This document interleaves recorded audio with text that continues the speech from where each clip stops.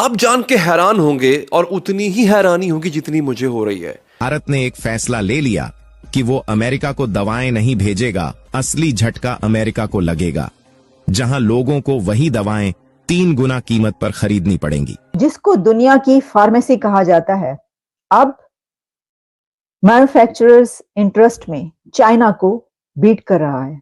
असल में अब भारत सिर्फ एक सप्लायर नहीं, अमेरिका के लिए एक निर्भरता बन चुका है। इंडिया को दुनिया की फार्मेसी कहा जाता है। कितना आगे निकल गया भारत फार्मेसी के अंदर, मेडिकल सिस्टम के अंदर, कितना मतलब हमसे आगे जा चुका है। अमेरिका में इस्तेमाल होने वाली कुल जेनरिक दवाओं में से 33% से ज्यादा भारत से आती है। उनके पास जो फैसिलिटीज है, उनके पास जो टेक्नोलॉजीज है, वो वो आप कह रहे हैं ना, एक 100 साल का गैप आ गया एक तरह से। वो एक डिफरेंट सदी के अंदर रह रहे हैं, हम एक डिफरेंट सदी के। तो जियोपॉलिटिक्स की बिना पर भी ये हो रहा है। हम इसको ऐसे भी देख सकते हैं, क्योंकि हर चीज का ताल्लुक याद रखिएगा कि जियोपॉलिटिक्स जो है आज की, वो बहुत अहम किरदार अदा करती है इन चीजों में। देखें कि beggars can't be choosers, please understand that. हमें अपनी कौम का पेट पालना है, खुदा की कसम खा के कह रहा हूं। जैसे जैसे किसी भी सेक्टर में हम ये देखेंगे कि वो उसको बीट कर रहा है, तो आप देखिएगा कि वो उन स्टेप्स में आगे बढ़ा है इंडिया, और चाइना जो है इसका मतलब है कि पीछे जा रहा है। भारत फार्मेसी क्या, भारत हमसे हर तरीके से बहुत आगे जा चुका है, इकोनॉमी वाइज, हर चीज़ वाइज। जितनी रिसर्चेस और जितनी रिप्रेजेंटेशन इंडियन डॉक्टर्स की होती है पूरे दुनिया के अंदर। जैसा मैंने कहा कि इंडिया को दुनिया की फार्मेसी कहा जाता है, और वो क्यों कहा जाता है वो भी अभी आपको बताऊंगी कि कितनी एक्सपोर्ट्स हैं।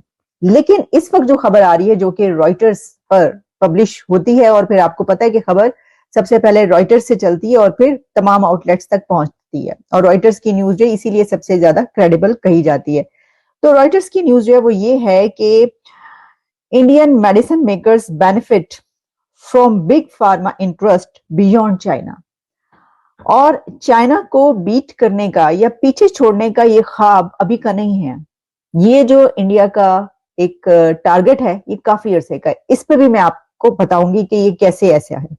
लेकिन खबर ये कह रही है कि जो चाइना है वो 20 ईयर्स से इसके ऊपर एक तरीके से उसकी मोनोपोली थी, और उसकी, यानी आप ये कह सकते हैं कि preferred location for a range of pharmaceutical research and manufacturing services due to खासतौर पर लो कॉस्ट और स्पीड, यानी जो स्पीडी सर्विस थी उनकी, और लो कॉस्ट की बिना पर पूरी दुनिया जो है सबसे ज्यादा चाइना की तरफ देखती। तो चाइना जो है इसके ऊपर एक तरीके से वो रूल कर रहा था। अब इसमें यह हुआ है कि जो मेडिसिन मेकर्स हैं, they are seeking to limit their reliance on Chinese contractors, जो कि इस सिलसिले में जो भी वो जिस तरीके से प्रोडक्ट्स बनाते हैं, to used in clinical trials and early stage manufacturing की ये बात हो रही है। और ये जो मूव है, ये अब बेनिफिट करेगी चाइना के राइवल इंडिया को, और इस तरीके से जो है वो इंडिया का वो ख्वाब पूरा होगा और वो टारगेट अचीव करेगा कि जिसके बारे में वो ये पहले भी बात होती रही कि इंडिया जो है उसके लिए ये जरूरत है उसकी कि वो चाइना को इसमें पीछे छोड़े। अच्छा, अब इसमें ये भी बताया गया कि कोई 10 interviews with 10 industry executives and experts से जो वो भी लिए गए हैं इस सिलसिले में, जिनका ये से है। चाइना जो है, जैसा मैंने आपको बताया, 20 ईयर से उसकी मोनोपोली थी। अच्छा, अब ये हुआ कैसे और क्यों, इसकी तरफ आते हैं।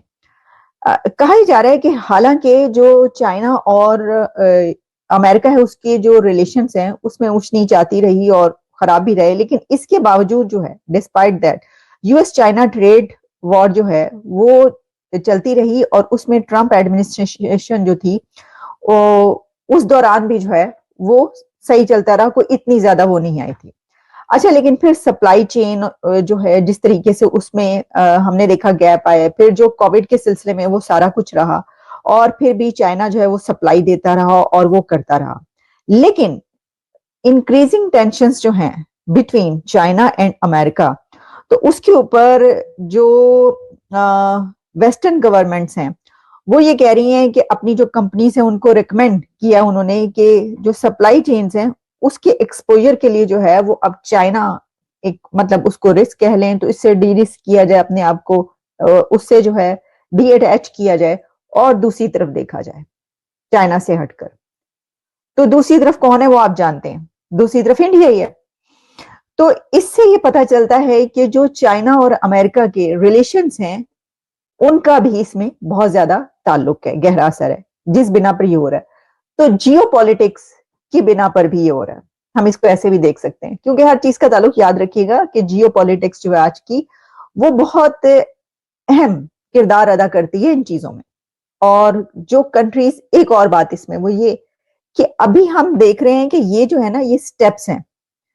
जब ये बात की जाती है कि जो इंडिया है वो चाइना से आगे बढ़ना चाहता है, अभी उससे पहले दो और इकोनॉमीज जो हैं, जापान, पहले जर्मनी और फिर जापान, उनको पीछे छोड़ना, फिर तो इसके लिए जैसे जैसे किसी भी सेक्टर में हम ये देखेंगे कि वो उसको बीट कर रहा है, तो आप देखिएगा कि वो उन स्टेप्स में आगे बढ़ रहा है इंडिया, और चाइना जो है इसका मतलब है कि पीछे जा रहा है। लेकिन इसमें जैसे मैंने कहा कि जियो पोलिटिकल सिचुएशन भी अपना बहुत इंपैक्ट करती है, और वो आपने देखा कि इसमें ये बताया जा रहा है कि कंपनीज को जो है वो अमेरिका की तरफ से कहा गया है कि आप उसके बजाय जो है वो उस तरफ देखें।